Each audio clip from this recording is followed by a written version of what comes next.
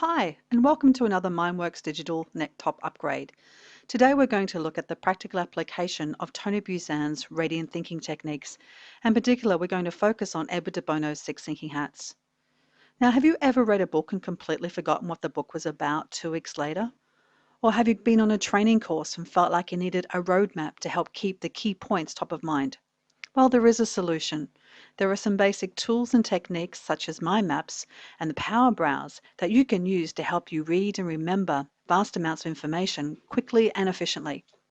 In-depth information on these tools is available in our other digital upgrades and face-to-face workshops, so I'm just going to cover the basics here. Before doing anything else, it's essential to browse through or look through the entire book. Getting the movie trailer version by just casually and rapidly flipping through the pages, getting a general feel for the book, observing how it's structured, key information, any diagrams and illustrations.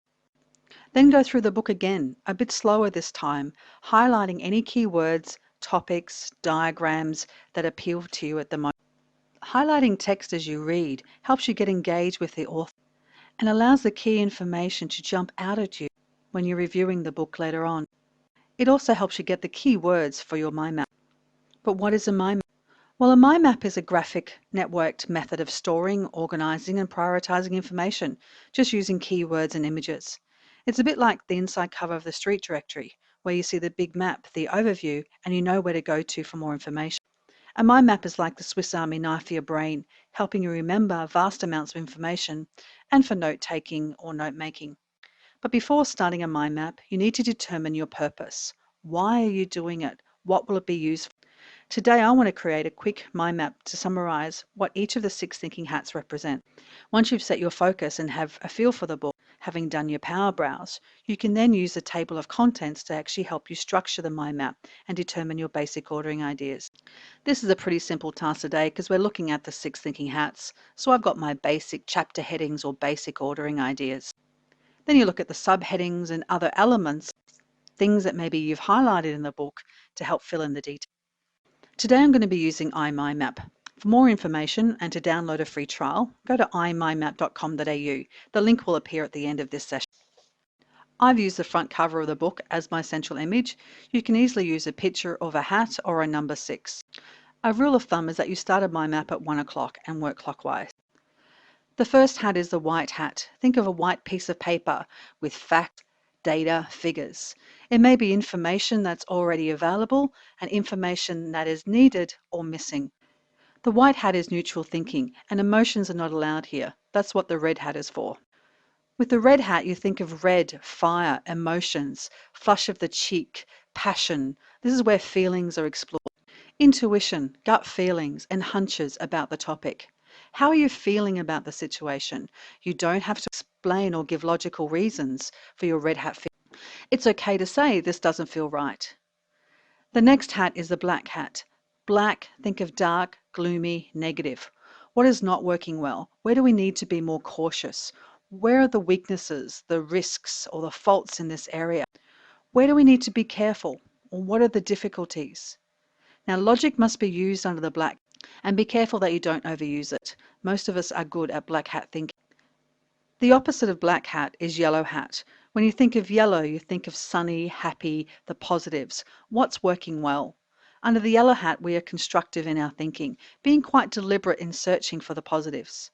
This is where we can have a can-do mentality and explore the feasibility of an idea. Under the yellow hat, we look for benefits of the idea or the current approach, taking an optimistic approach and seeing the value of the idea. It also allows you to speculate and give an idea a yellow hat booster shot. Green hat thinking is where we are creative, coming up with lots of ideas, as many as we can. You may notice that the green hat is upside down. It looks for alternatives. When you think of green field, green grass, growth, and brainstorm ideas around your focus. Sometimes it's a bit hard to be creative, so there are a number of lateral thinking tools and techniques to help you think outside the square. Under the green hat, the focus is on movement. Where can we move to from here? Judgment is left until later on.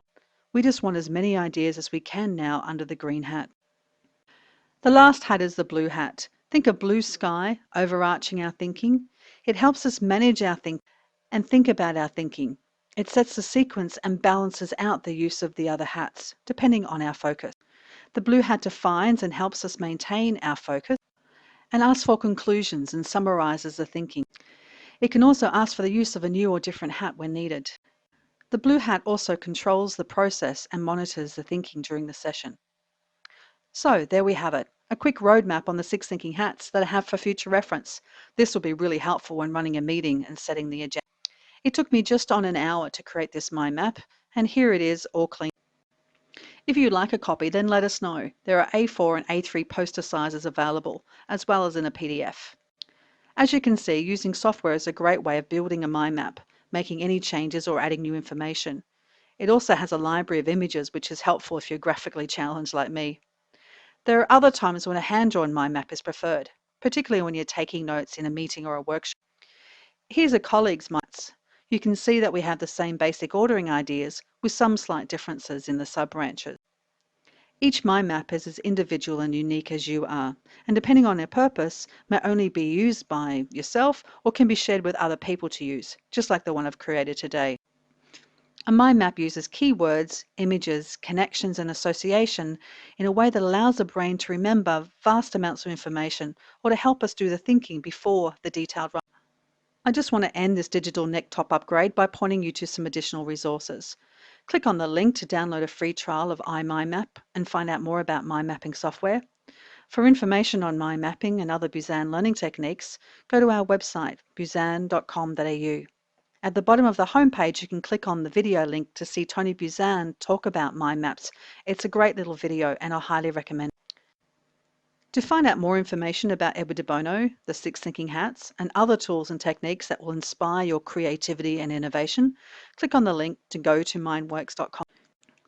I'm Jennifer Goddard, and I've enjoyed working with you and exploring another practical application of Buzan's radiant thinking techniques and reviewing de Bono's 6 thinking hats.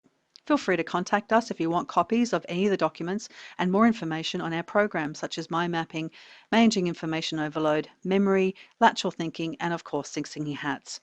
Bye for now.